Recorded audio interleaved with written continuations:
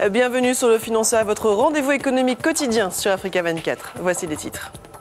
Un sommet Union européenne-Union africaine s'est tenu ces mercredi et jeudi 2 et 3 avril à Bruxelles. Au menu des discussions, en plus de la crise en Centrafrique, les accords de partenariat économique.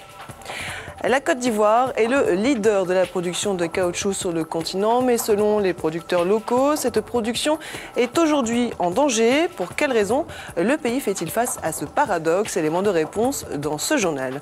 Et puis en fin d'édition, nous ferons un point sur les marchés boursiers du continent.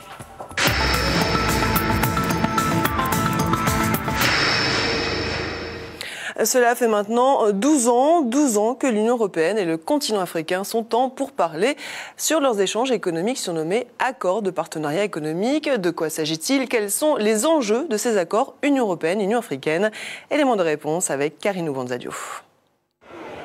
Une quarantaine de chefs d'État africains se sont réunis ces mardis et mercredis 2 et 3 avril à Bruxelles. Au cœur des échanges, les relations Union européenne-Union africaine et notamment les accords de partenariat économique.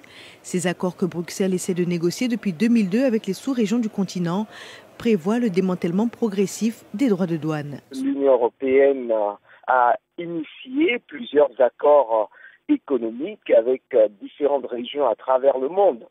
Et une de ces régions, c'est l'Afrique. Ces accords prévoient essentiellement la suppression des droits de douane. Tout ce qui est envoyé vers l'Europe et tout ce qui est reçu de l'Europe n'aura que 0% de droits de douane. Mais ces accords prévoient également un problème de financement et la suppression bien sûr de tout ce qu'il y a comme quotas, subventions sur les produits agricoles et de dumping.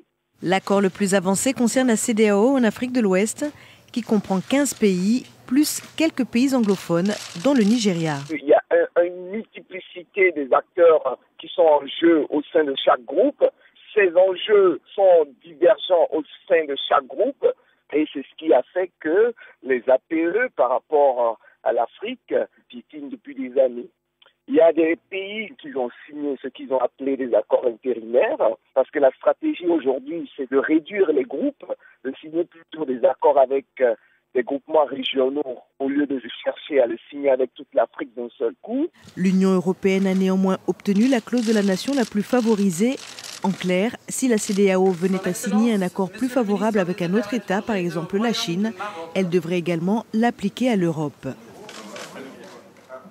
Selon le rapport de l'Office des statistiques de l'Union européenne, l'Eurostat, l'Algérie figure à côté de l'Afrique du Sud, du Nigeria et de la Libye parmi les principaux partenaires économiques africains de l'Union européenne.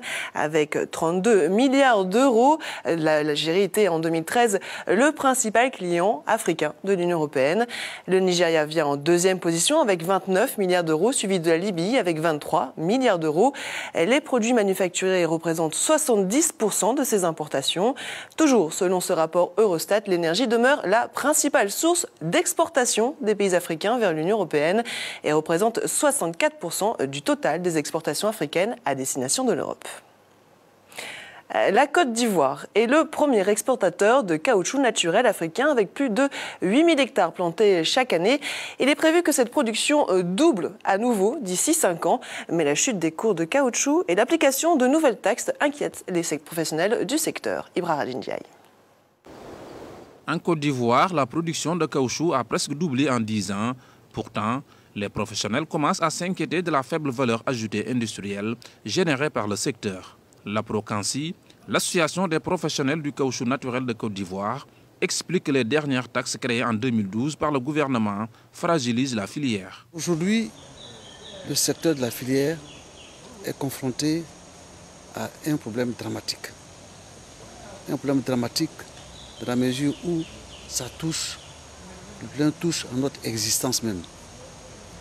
Les agro-industries qui achètent notre production, depuis 2012, connaissent dans leur gestion des taxes nouvelles.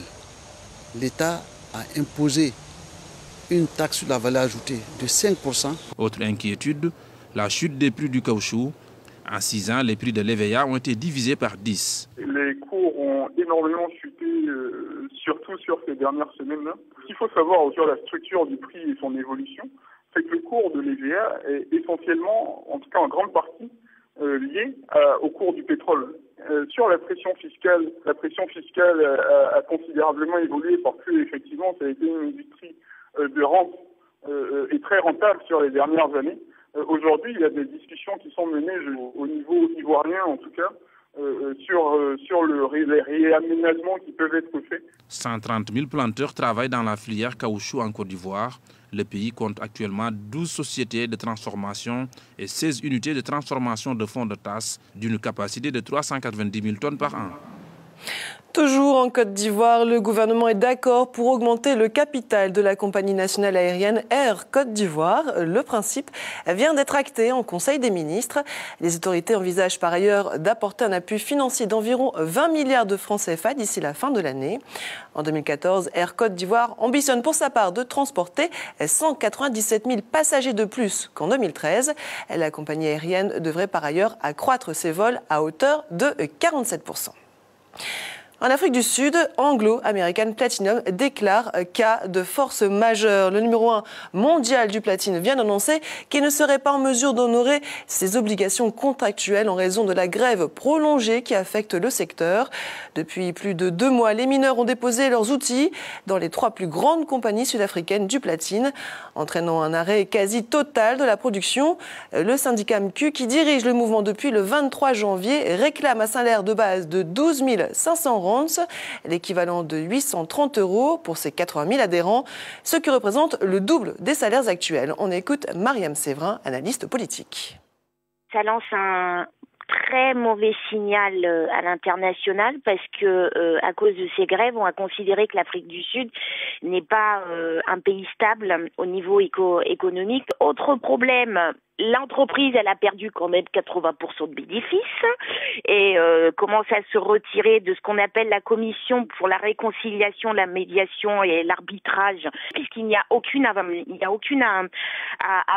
Et ils sont tellement exaspérés qu'ils risquent de porter plainte également contre le syndicat majoritaire pour intimidation et violence, parce qu'on en parle très peu. On parle toujours des mineurs qui sont exploités, mais on ne parle que très rarement des intimidations, parce qu'on suppose quand même qu'il y a des gens qui veulent aller travailler, et de la violence. Et fait plus grave, c'est qu'on commence à accuser aussi ce syndicat de finalement remplir ses caisses par les adhésions. Pour faire concurrence aux cause-à-tout, on va plutôt pousser les mineurs à faire grève, en leur faisant des promesses qui, je suppose, ne peuvent pas être atteintes.